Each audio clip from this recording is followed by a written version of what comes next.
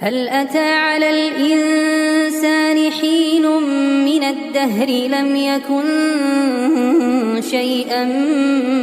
مذكورا إنا خلقنا الإنسان من نطفة أمشاج نبتليه فجعلناه سميعا بصيرا إنا هديناه السبيل إما شاكرا وإما كفورا إنا أعتدنا للكافرين سلاسل وأغلالا وسعيرا إن الأبرار يشربون من كأس كان مزاجها كافورا عينا يشرب بها عباد الله يفجرونها تفجيرا يوفون بالنذر ويخافون يوما كان شره مستطيرا ويطعمون الطعام على حبه مسكينا ويتيما وأسيرا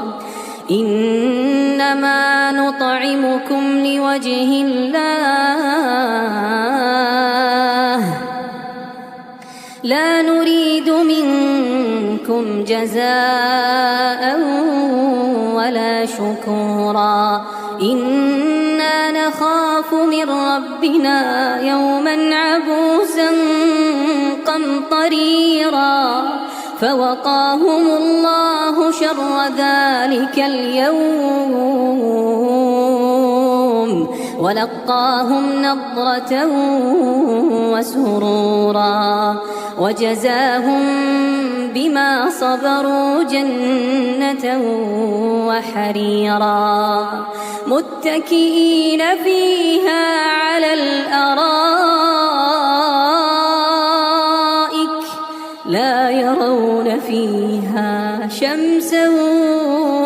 ولا زمهريرا ودانية عليهم ظلالها وذللت قطوفها تذليلا ويطاف عليهم بآنية من فضة وأكواب كانت قوارير